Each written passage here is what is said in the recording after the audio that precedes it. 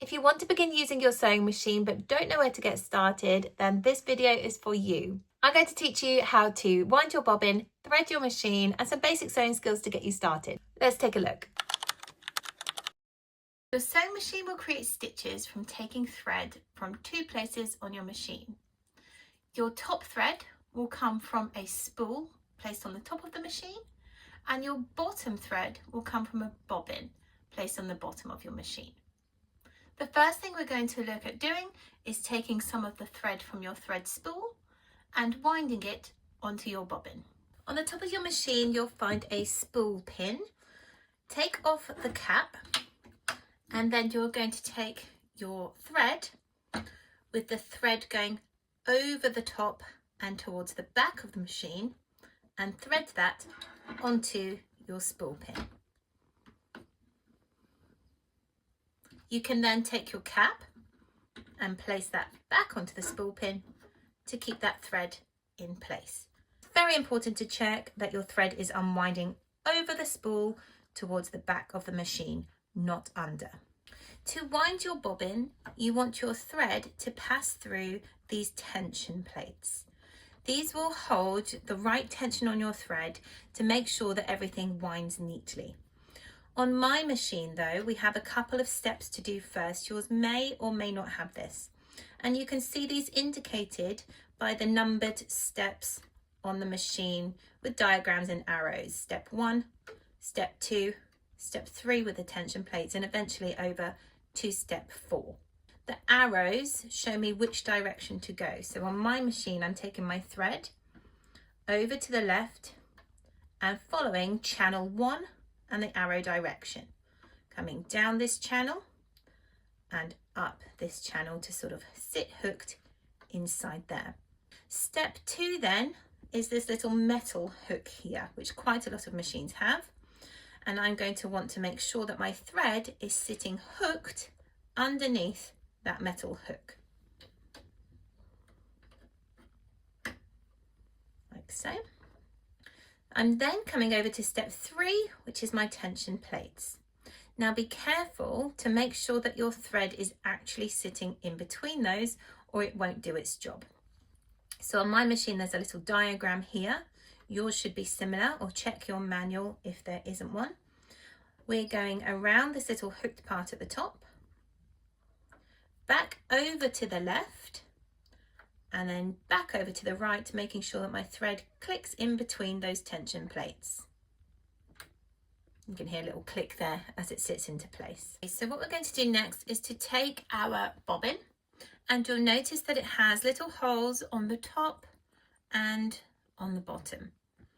We're going to take our thread and place it from the inside of the bobbin coming up to the top of the bobbin. So I've gone under and up through that top hole, and I've just got a little bit of thread here to hold on to. I'm then going to wind just a couple of times in an anti-clockwise direction onto that bobbin to sort of hold that in place so it doesn't fall out. I will then place my bobbin onto the bobbin spool.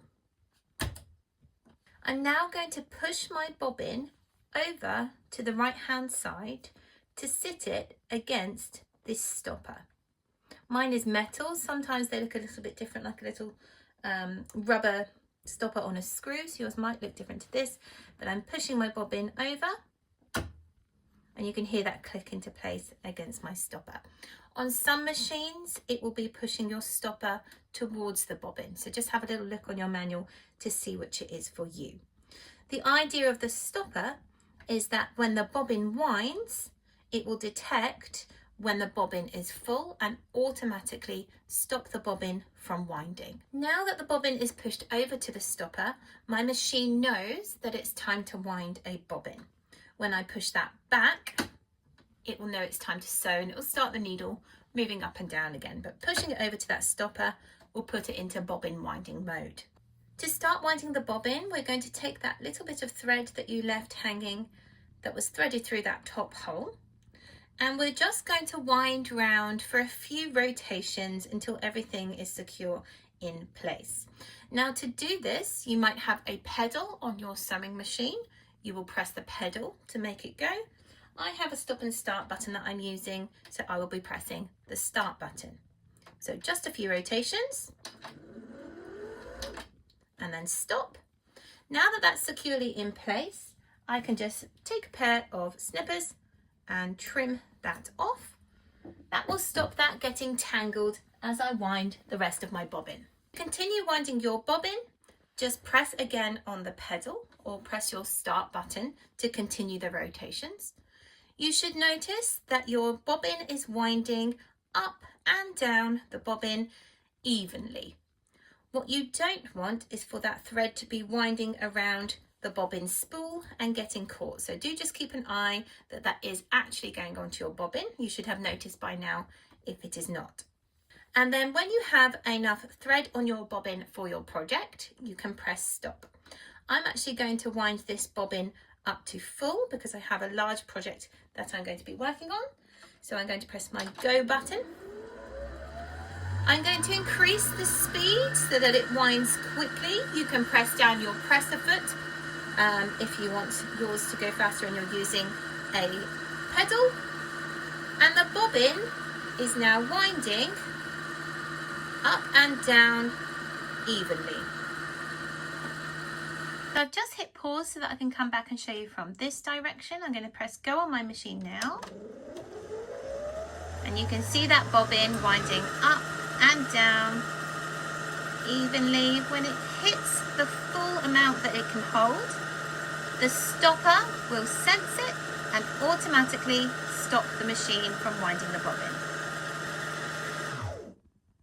Now the bobbin is full, I can pull the bobbin back over to the left hand side. You'll hear it click out of place.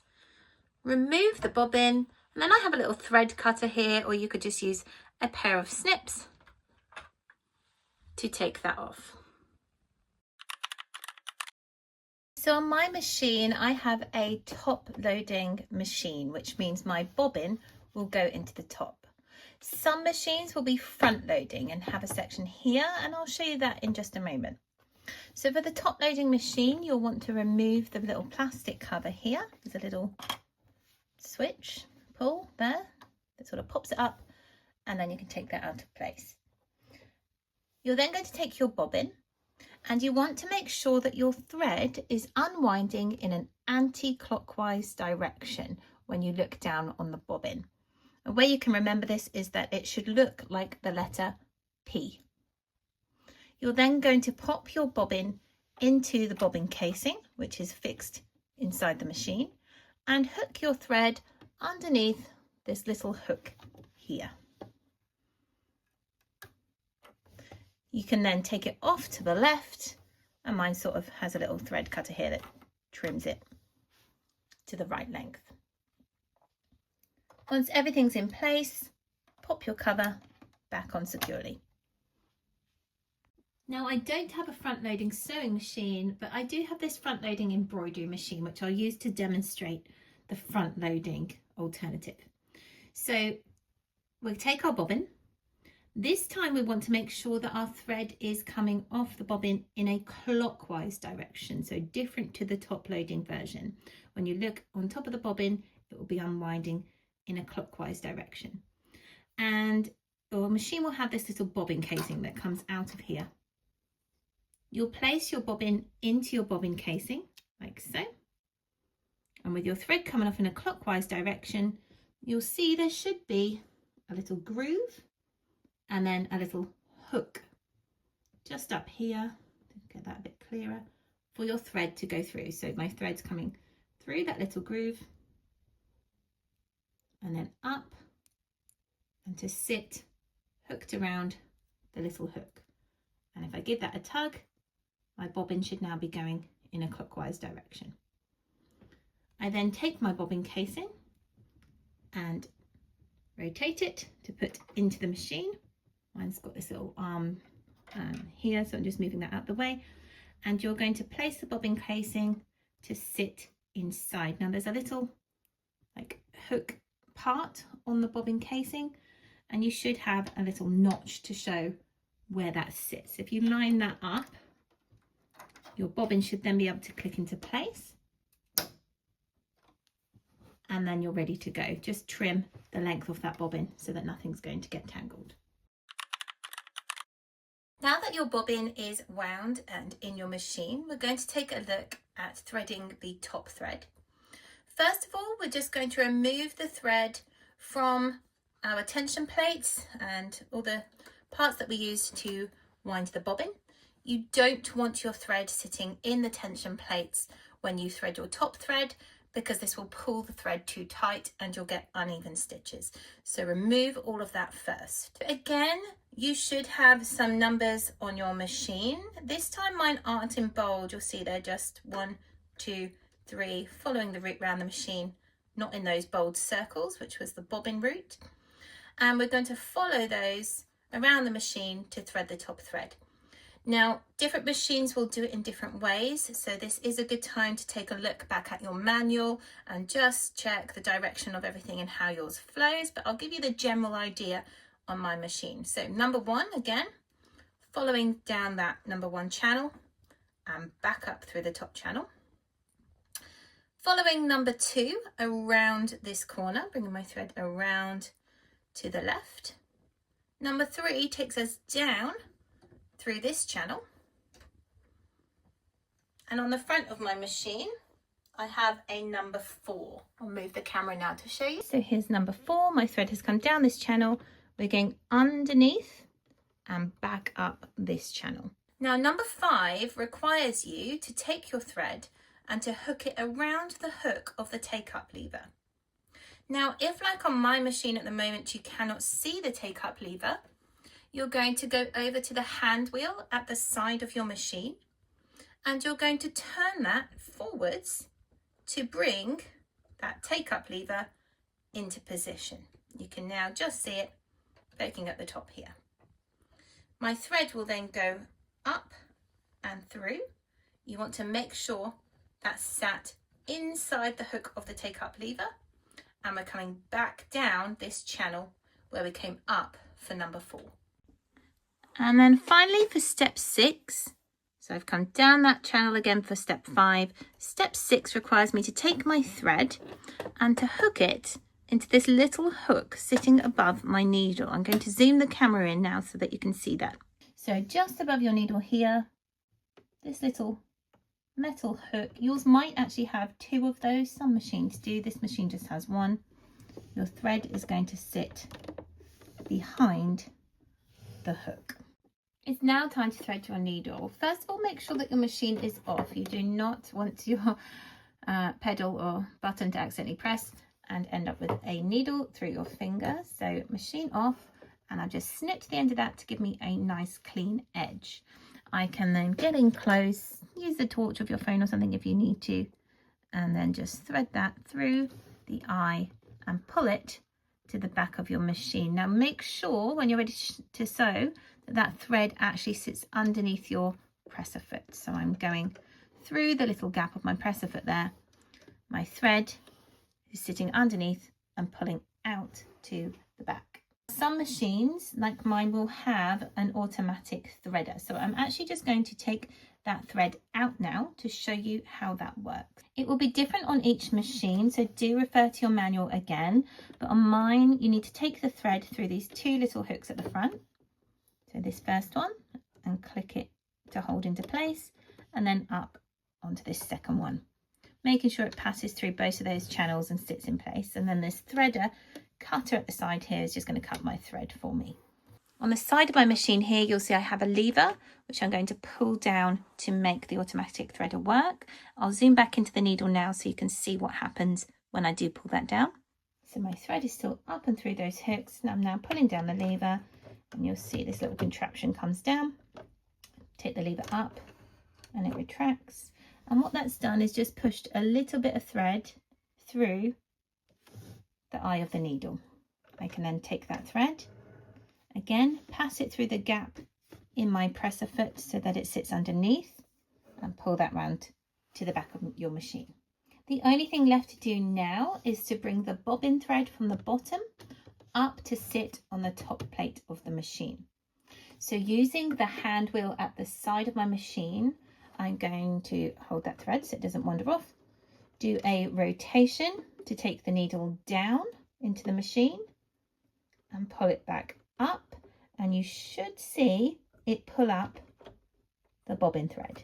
I can then pull on this thread gently and it will bring the bobbin thread up from the bobbin casing to the top of your machine.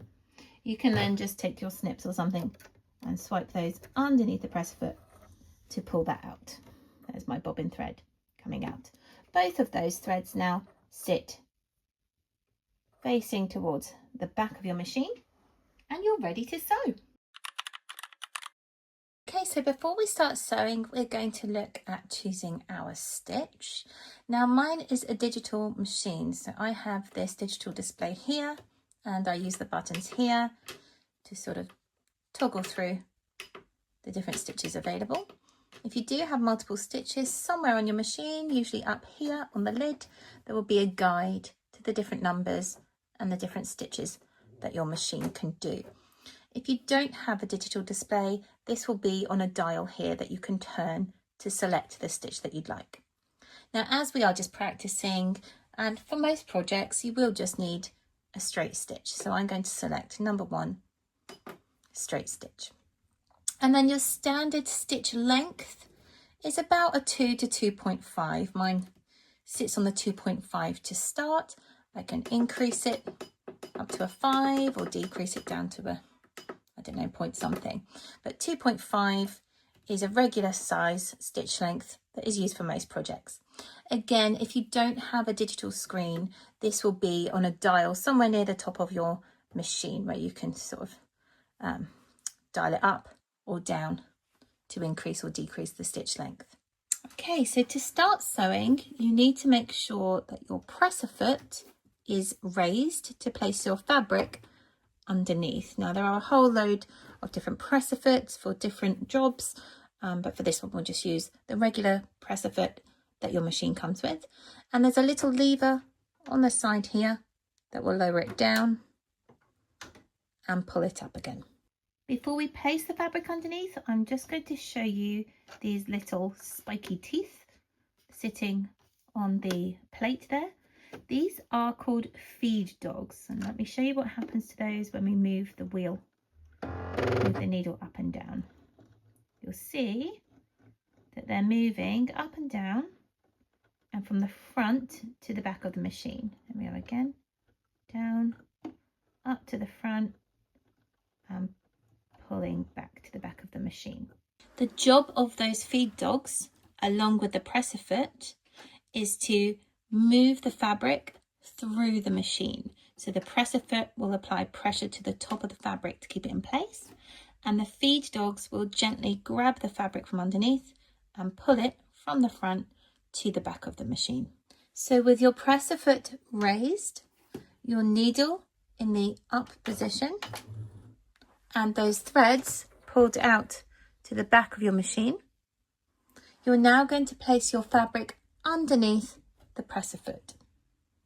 Now I'm going to be using paper to sew on today for 2 reasons. One, it will show up my stitches very clearly for you on the white so that you can see. I don't actually have any white fabric to hand. But the other is I can use something to draw myself practice lines on, and as a beginner that's really handy to draw yourself guides and to practice getting your stitches as neat as possible. Now you should have as well on this plate at the top little markers for common seam allowances that you're going to use. Most often you'll use a 1/4 inch seam or perhaps a 1/2 inch seam. But I marked this 1 inch away from the edge.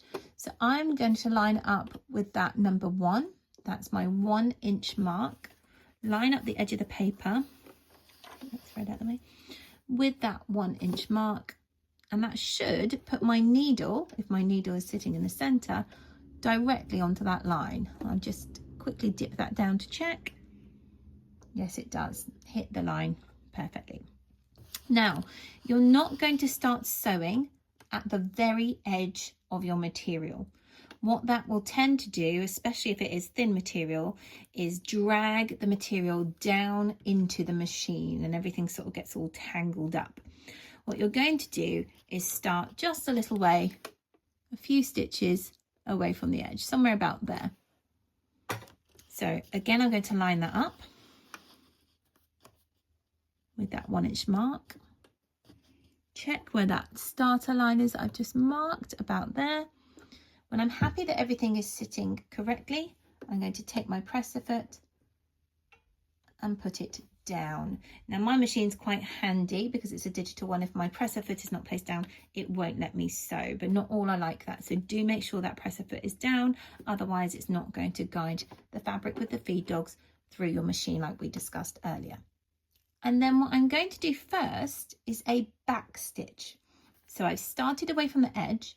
I'm going to back stitch to the edge of my fabric and then switch to a forward stitch to carry on sewing forwards. This will take my stitching right up to the edge without the need to start at the edge and drag that fabric in. On my machine, I have this back stitch button which I can use. On yours, you might have a little lever here that you need to pull and hold down whilst you stitch. So whilst you're pressing your pedal or whilst you press your stop and go button. But for mine, it is just this button here. So I'm going to do a couple of back stitches.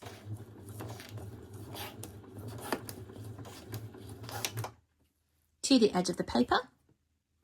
When I'm at the edge of the paper, I'm then going to switch to a normal forward stitch. So for me, that's just pressing the go. For you, that might be releasing the lever.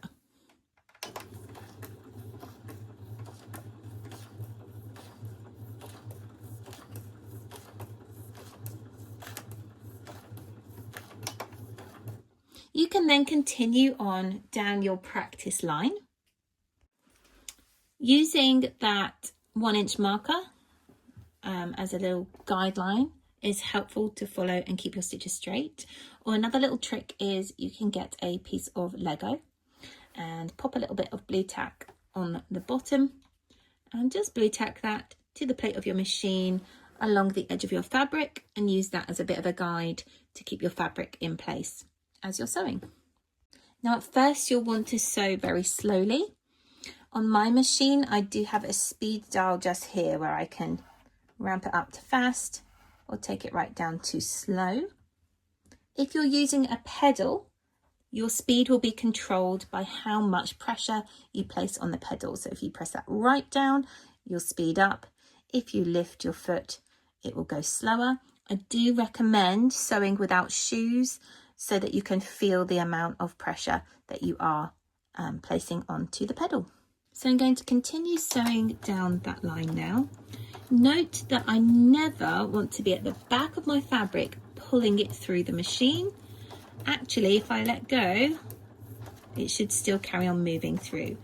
The combination of the presser foot and the feed dogs is feeding that through the machine. My hands are just gently popping everything back into place if it needs to, gently guiding the fabric, but not pushing or pulling. Your feed dogs should be doing the work there for you.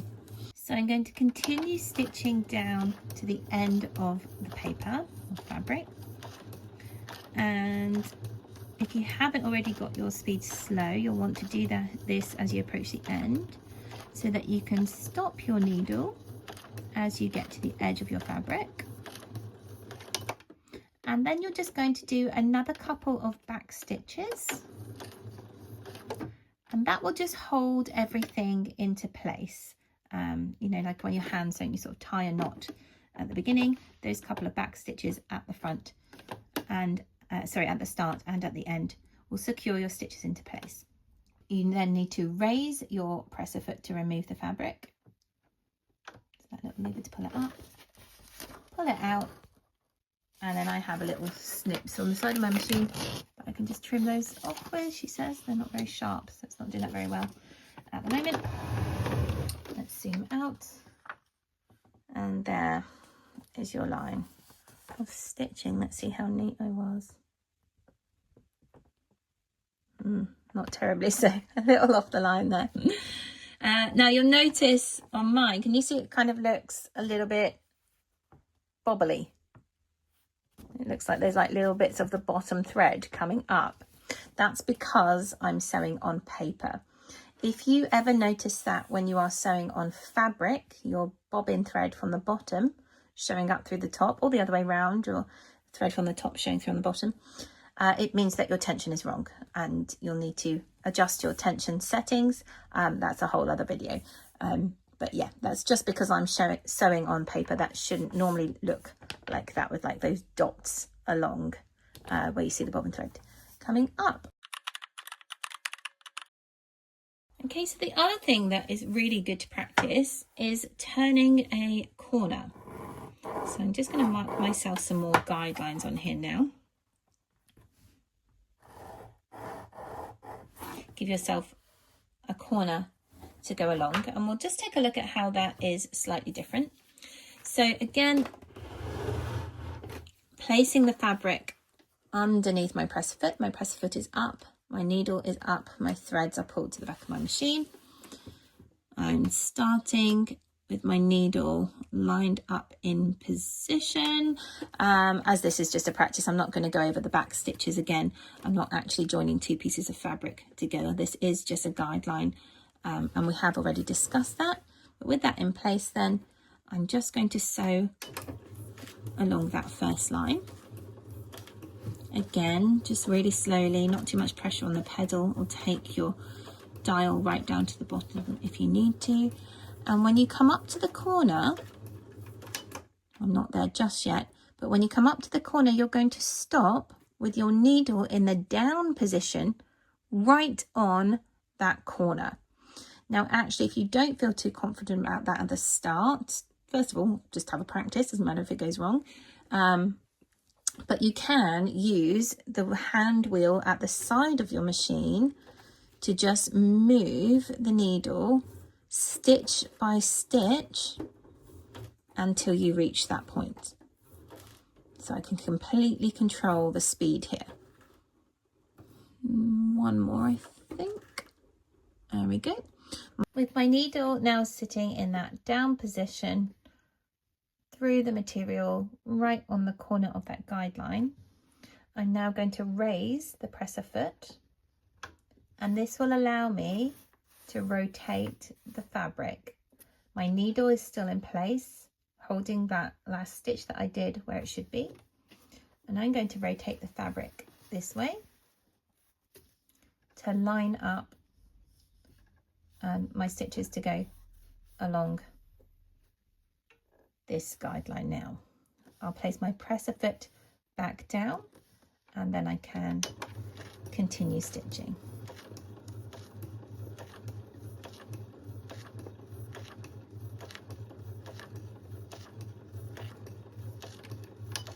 Stopping my machine then, needle in the up position before we remove the fabric.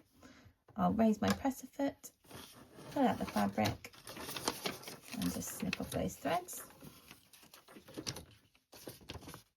And let's take a look at that corner.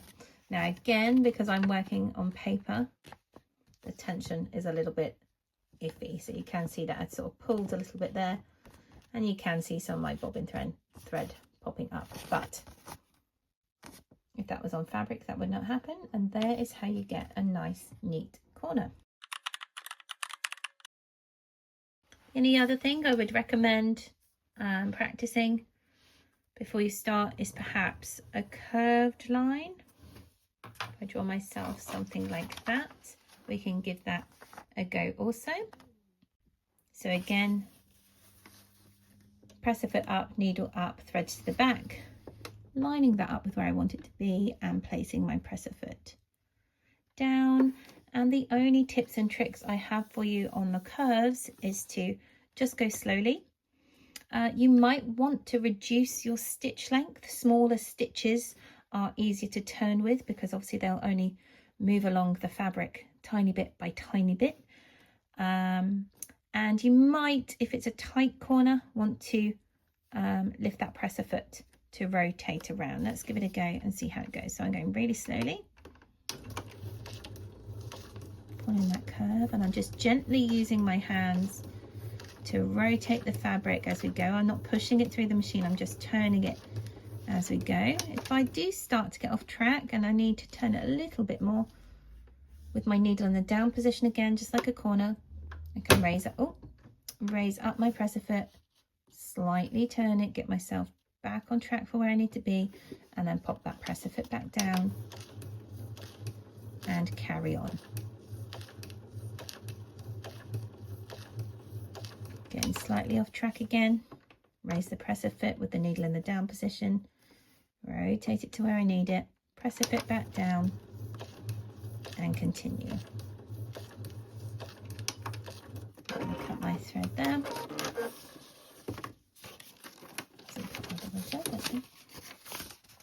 And there is my practice curved line. Again, don't worry about the tension just because it's on paper. And that really is all there is to it to get you started. If you can get yourself a straight line of stitching, you'll be able to do most projects. A corner and a curved even more. It's enough to get you started with most things. Hopefully you found that helpful and it answered a few of your questions about where to begin. If you are interested, please check out some of my other videos. I share beginner sewing projects. They're great for mums to fit into those little nap times. A nap time or two is enough to complete one. So I hope to see you over there as well. Subscribe if you don't want to miss them. And if there's anything that you think I've missed that you want covering, just let me know in the comments and I'll see what I can do.